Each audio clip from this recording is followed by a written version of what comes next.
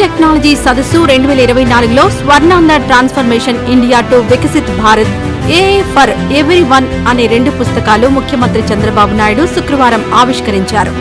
ఈ సందర్భంగా సీఎం మాట్లాడుతూ 1995లోనే ఇన్ఫర్మేషన్ టెక్నాలజీ గురించి మాట్లాడుకున్నామని, పబ్లిక్ ప్రైవేట్ పార్ట్నర్షిప్ మోడల్స్ కూడా అప్పుడే తీసుకొచ్చామన్నారు.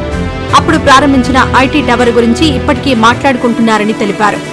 ఇండియా ఒక స్ట్రెంగ్త్ ఇన్ఫర్మేషన్ టెక్నాలజీ అని, గతంలో హ్యూమన్ రిసోర్స్ పట్ల చాలా పూర్గా ఉండేవాళ్లమన్నారు. అగ్రికల్చర్ విప్లవం, పారిశ్రామిక విప్లవం, టెక్నాలజీ విప్లవం వచ్చిందని, ఇంటర్నెట్ ఆఫ్ థింగ్స్ పెరిగాయన్నారు.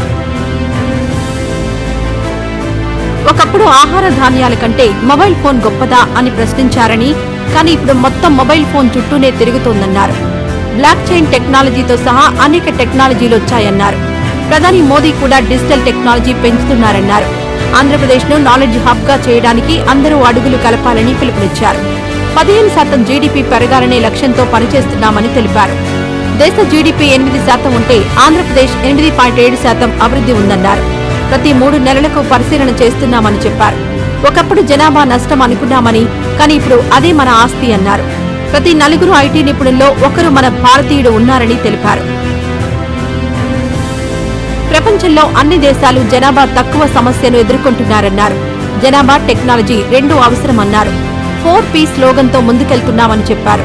విశాఖ నగరం భవిష్యత్ నాలెడ్జ్ హబ్ అన్నారు. Zero budget natural farming development నినాదంతో వెళ్తున్నామన్నారు.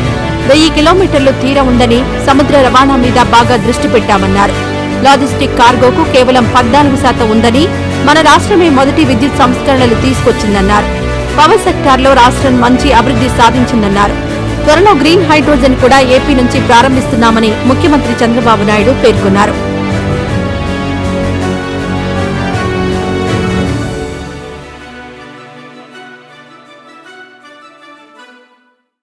ఈ వీడియో నచ్చితే లైక్ చేయండి. అలాగే మా ఛానల్ ని ఫస్ట్ టైం కనుక చూస్తున్నట్టయితే ఇప్పుడే సబ్స్క్రైబ్ చేసుకుని పక్కనే ఉన్న గంట సింబల్ ని యాక్టివేట్ చేసుకోండి. అప్పుడే మేము పెట్టే ప్రతి వీడియో మీకు నోటిఫికేషన్ గా వస్తుంది. అలాగే ఈ వీడియో పూర్తిగా చూసినందుకు ధన్యవాదాలు.